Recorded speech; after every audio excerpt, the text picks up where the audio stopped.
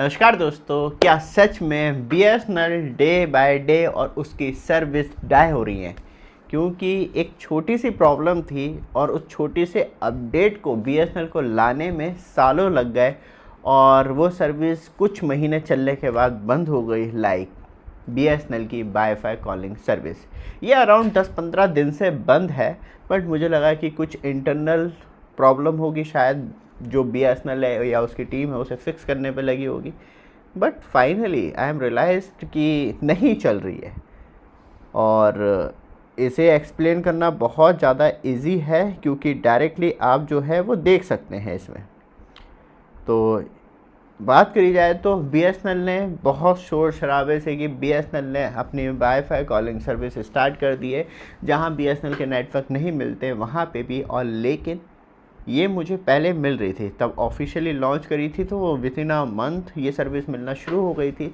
लेकिन आज की डेट में जो जितने बड़े वादे किए गए वो अब दिखाई नहीं देते, क्योंकि लेफ्ट हैंड साइड में आप मोबाइल स्क्रीन देखेंगे तो यहाँ पे आपको जियो की वाईफाई कॉलिंग तुरंत देखने के लिए मिल जाती है। और सेल वन जो है वो एक्चुअली बीएसएनएल 4G है, उसकी वाईफाई कॉलिंग मर चुकी है।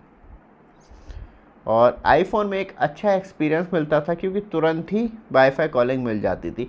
फिर कस्टमर भी कंटिन्यू कंप्लेंट करने लग गए क्योंकि 10-12 दिन से रियलाइज़ हो रहा था कि वाईफाई कॉलिंग आइकॉन नहीं आ रहा है। तो मैंने कहा शायद कुछ इंटरनल एरर हो, लेकिन तब लोगों की तरफ से कंप्लेंट आना शुरू हो गई, सर वाईफाई कॉलिंग नहीं मिल रही है, अचानक से गायब हो गई है। तो फिर तो टाटा जैसी सर्विस पे भी, क्योंकि TCS and Tejas network provide करवा रहे हैं बीएसएनएल की 4G सर्विस, इक्विपमेंट, सब कुछ, मेंटेनेंस, और उसके बाद चलते चलते सर्विस गायब हो जाना। और जैसे ही मैं वाईफाई बंद करता हूँ तो यहाँ पे आप देखेंगे अब जियो ट्रू 5G नेटवर्क, क्योंकि अब प्रॉपर तरीके से जो कॉलिंग है जियो की वो 5G NR voice over NR पे चलती है।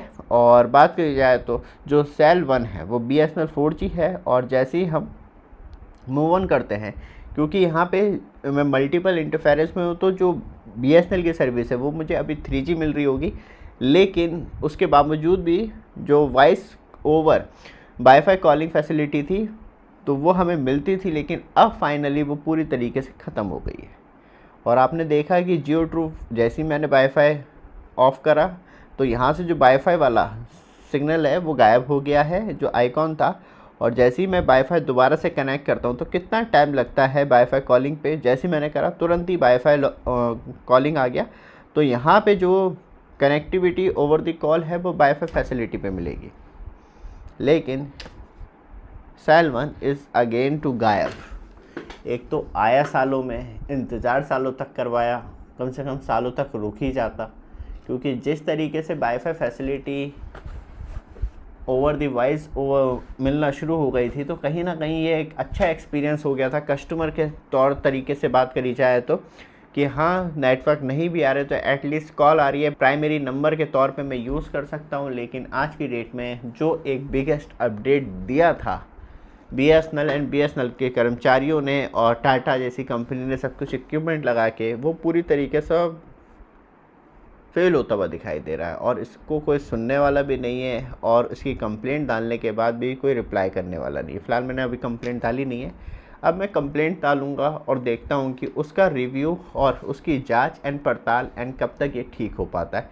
बट इस रियली वर्स्ट कि क्या सच में यह मेरे घर से 2 से 2.5 किलोमीटर ही बीएसएनएल का प्रॉपर ऑफिस, एक्सचेंज ऑफिस है, क्या उन्हें रियलाइज़ नहीं हो रहा है कि हाँ ये जो वाईफाई कॉलिंग सर्विस फैसिलिटी थी वो बंद हो चुकी है, या वो खुद जियो, एयरटेल एंड वीआई जैसी सर्विस का आनंद ले रहे हैं?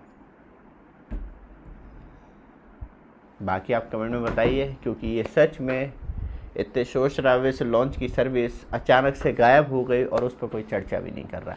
ये वीडियो आपको अच्छी लगे, लगातार अपडेट के लिए चैनल को सब्सक्राइब, वीडियो को लाइक जरूर कीजिएगा। धन्यवाद।